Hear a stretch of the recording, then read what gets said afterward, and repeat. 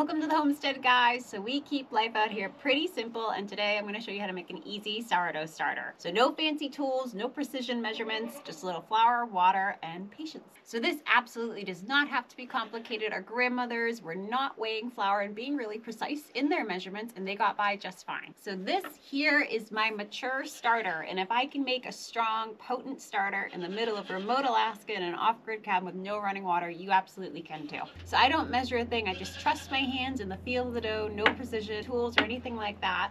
So I'm gonna start by taking maybe a cup of flour and mixing it with a cup of water or so.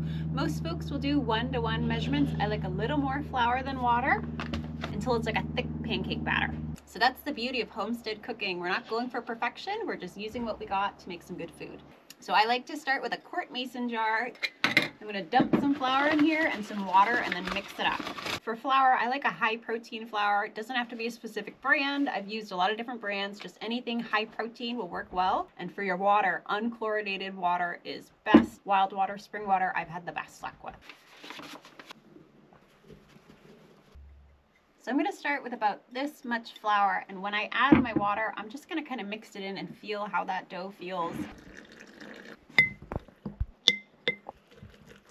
Now a little more water because that's a little dry.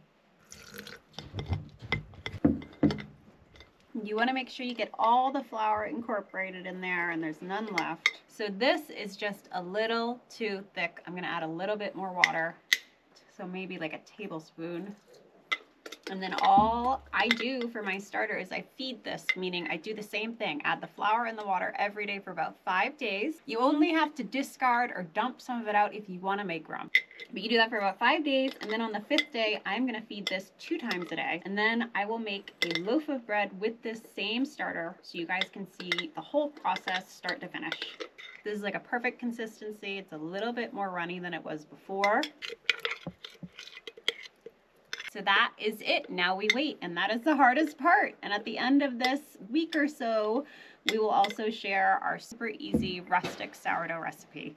We will be baking some delicious homemade bread with this by the end of the week.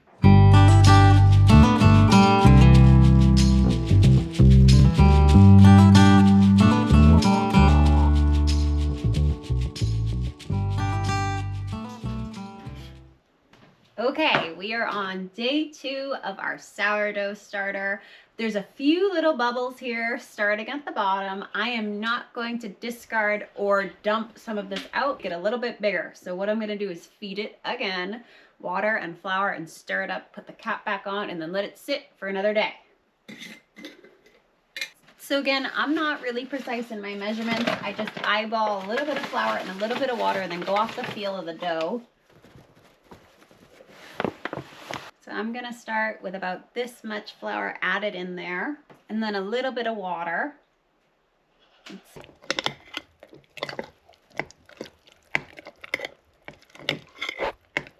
All right, that is just about perfect consistency. Again, maybe a teeny bit more water.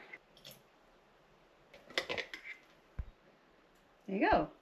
And that's it for today with the starter, and tomorrow I will visit it again and do the same thing, feed it again.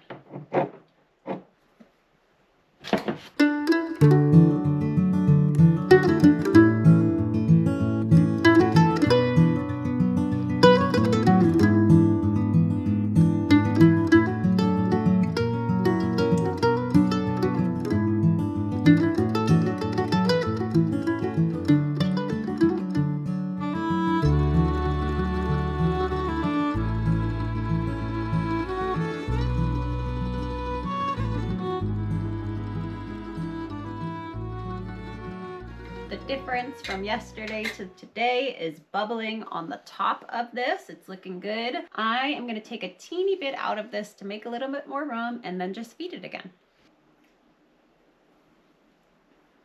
It's starting to smell a little tangy. It's got that sourdough smell to it. And then just like yesterday, I'm just going to add flour and water.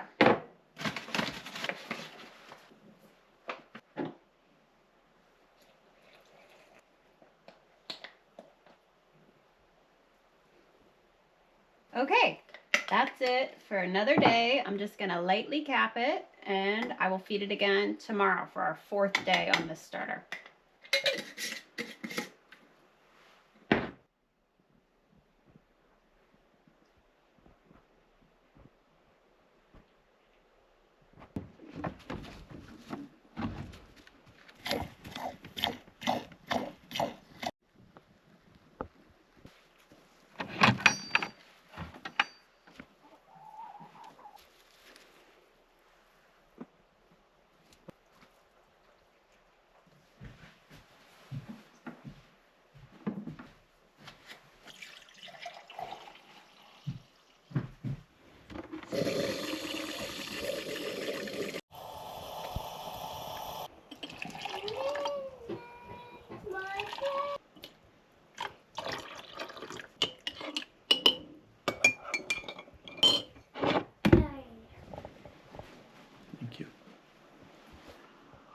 So we're on day 4 here. It is starting to get noticeably bubbly, and I will do a time lapse so you can see how this grows throughout the day. But we have definitely a nice tangy sourdough smell on the top. So it is doing very well, and I am going to discard just a wee bit of this and then feed it like I do.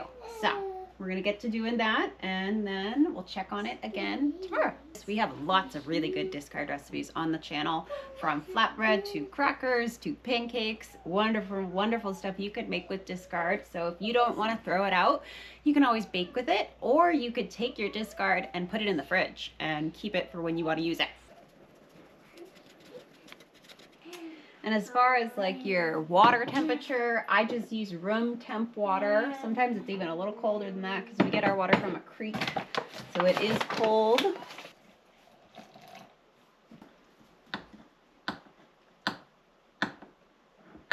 So in a few days, we will make with this very starter the easiest sourdough bread recipe I have found, and we bake it a lot on the Homestead. There is no kneading involved at all. It is super easy. It's a great place to start. There you go. That's just about what I want there. Maybe a little more water. And then if you keep this starter alive, the really neat thing about sourdough is it can be passed down through generations and generations.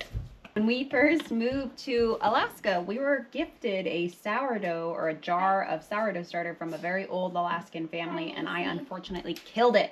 And I still kick myself about that. But you can still make a wonderful starter just on your counter. Okay, that's it. I'm going to put this on the counter, and then I will see this again tomorrow, and we'll see how this is doing on day 5. So this is day 4. We're going to get to day 5 tomorrow.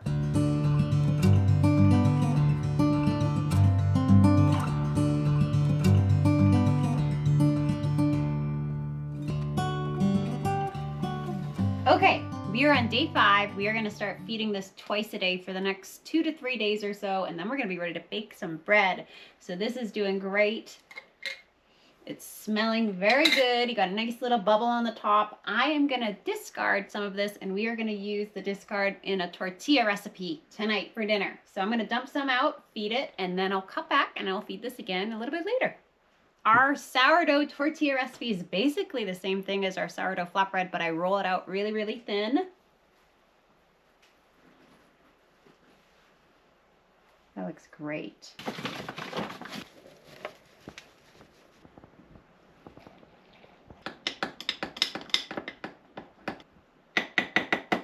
Okay, that's done, and then in about 6-ish hours or so, I'll come back, probably discard a little more, and then feed it again, and I'll do the same thing tomorrow, so double the feedings.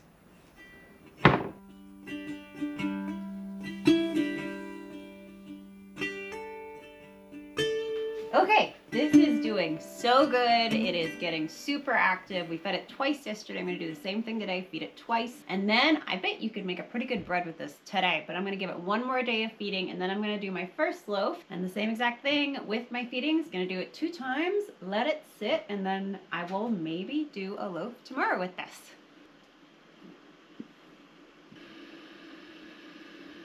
So I'm going to discard a little bit of this first, then feed her. That's done. Perfect looking. I'm gonna maybe give this till tonight. It's about 10 a.m. So maybe tonight around 6 or 7, I will feed this again. And then maybe tomorrow we'll bake some bread.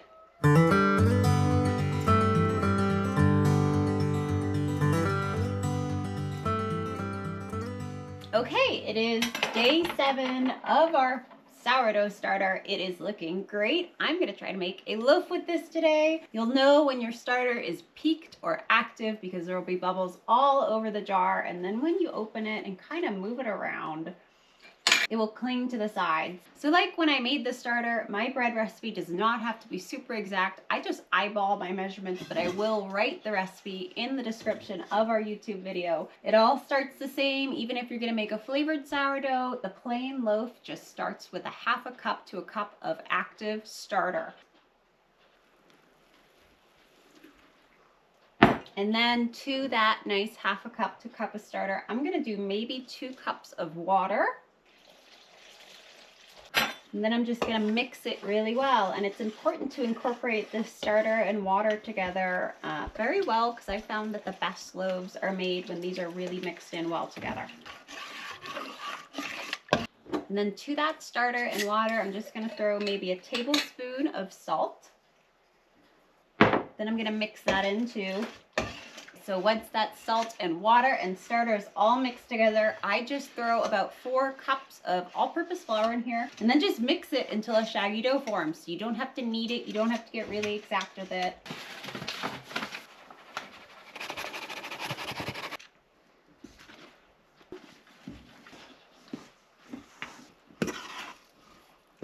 Okay, and that's it for the first step for this sourdough. So all I'm gonna do is I'm gonna cover this, and then I'm gonna pop it somewhere warm. I put mine on the hearth of the wood stove. And then in about 1.5 hours, I'm gonna come back and do my first stretch and fold. And then I'll do about 4 stretch and folds total, each separated by about 1/2 hour, and then it will just sit for a couple hours. But I'm gonna cover this up, put it somewhere warm, and then I will visit it again in about 1.5 hours. Okay. It's been about 1.5 hours, and for my stretch and folds, I just lightly wet my hands. Makes the dough a little bit easier to handle, and then I just take it, I gather up a side, take it, stretch it, fold it over. Just do that 4 times in a row. Just gather up a side, take it, stretch it, fold it over.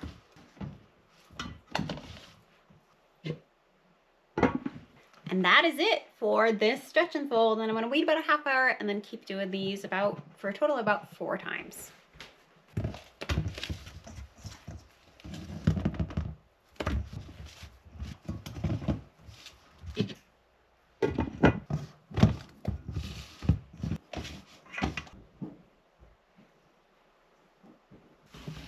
Okay, it has been a few hours since our last stretch and fold. We are ready to shape this loaf. So I'm just gonna start by turning it out. Then I make a rectangle, fold it up like a letter, roll it up. Ooh, the dough feels good. And then I just kind of scoot it around to create tension and make a nice ball with it.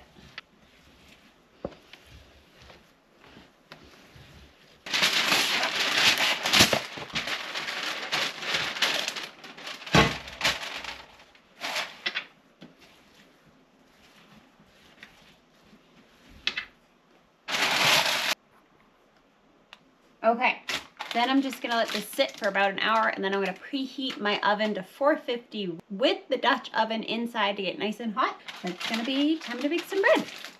This is ready to go in the oven. I have my oven nice and preheated to 450 with my Dutch oven in it. Getting nice and hot. I am just gonna lightly dust the top of this loaf with some flour and then score it, and then I'm gonna take this whole thing and throw it in my hot Dutch oven.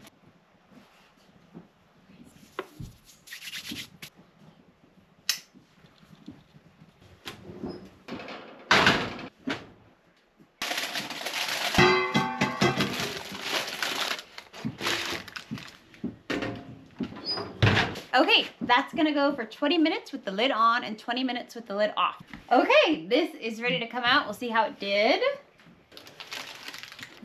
bad looking.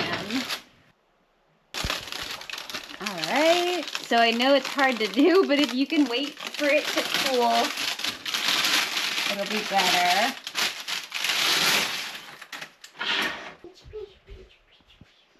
Okay, we are gonna try a piece of this loaf with a little bit of blueberry jam that we canned up from some berries we foraged.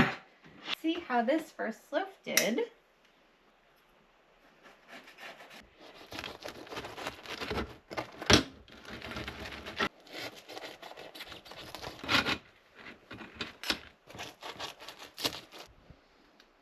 Some nice homemade bread in just under a week. Not bad for a first loaf.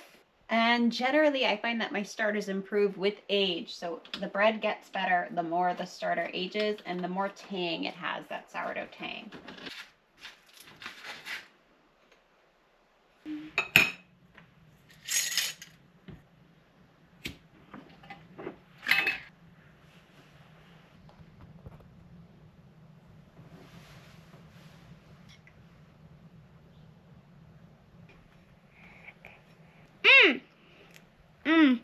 Good.